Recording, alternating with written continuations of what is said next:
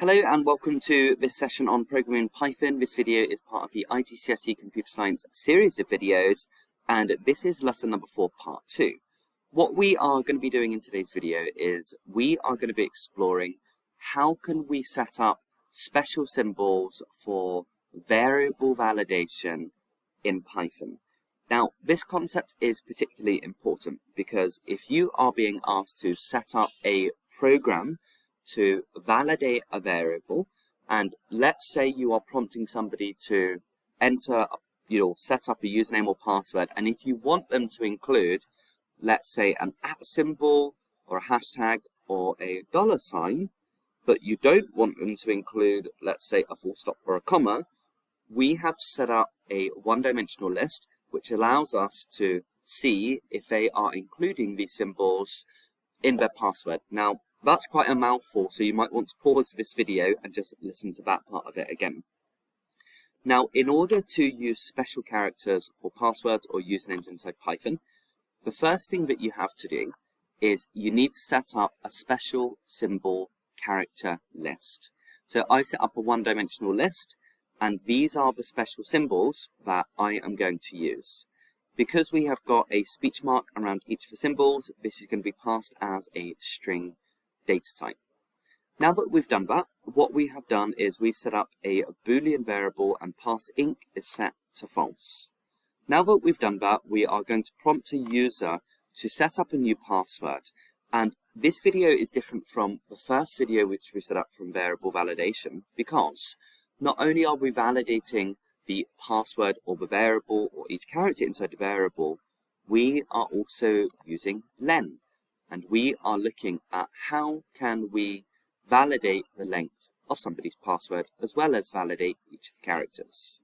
So, to get started, what we're going to do is we've got while parseInc is equal to false. We know that parseInc is false because we set it to false at the beginning. And the first thing we're going to do on line number 7 is we are going to set it to true.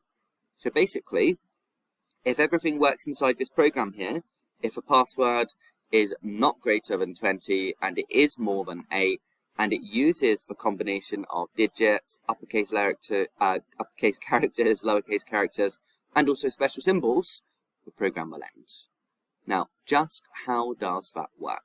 So, first of all, looking at the password length, we have got if len password is greater than 20.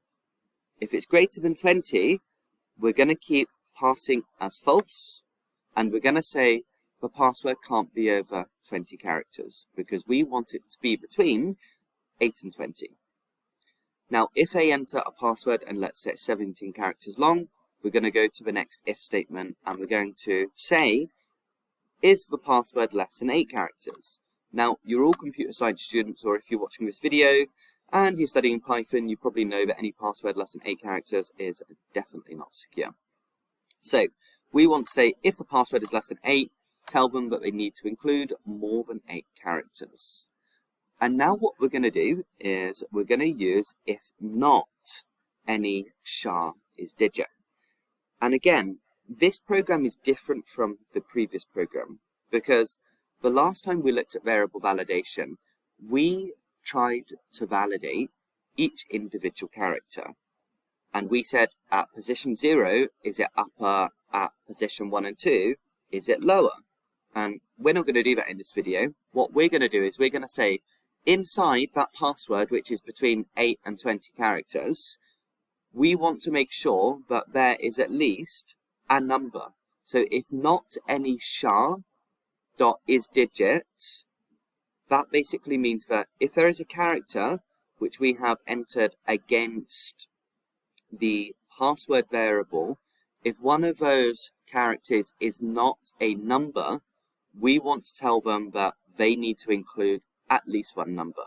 So we're not looking at each part of the variable, we're just saying the password must have one character, which is a number.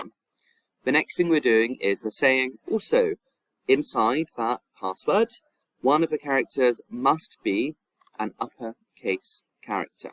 So we can have one upper, one number, one lower, one special character. Password must be between 8 and 20 characters. So that's what's going to happen for this if statement and also this if statement. And then lastly, we get down to if not any char in special symbol. And if you remember, special symbol is a one-dimensional array which we set up at the beginning. And this here has all of the special symbols that we want to include. So we're saying if the character, if none of them are a special symbol which we have set up, tell them that it must have at least one special symbol. And these are all of our validation rules for password. Now, before I get onto the last section of the code, I am going to press on run, and let's just see what password might be accepted. So if I follow these rules here, I'm going to say one special character, one uppercase character, one lowercase character, one number. Is the password less than 8 characters? Yes, it is. So let's add some random characters in. Now, this is 8 characters long, so it will pass. Is it less than 8? No. Does it include each of these symbols? Yes. Is it more than 20? No. So if I press enter, we can see it says password accepted. Now, what type of password would be rejected? So we would call this erroneous data, or we can say abnormal data. So we can see, okay, at to JJJJJ. We can see here that this is 9 characters, but it doesn't have an uppercase letter. Therefore, it's going to be rejected. And it's also going to tell us the reason why it's being rejected. It's not just saying you need to enter the password again.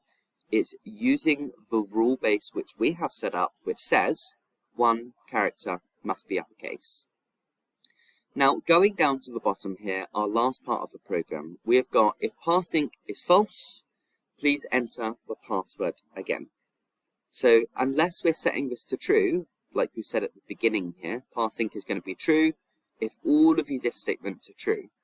If one of these if statements is not true and we're keeping it at false, we are being asked to re-enter the password.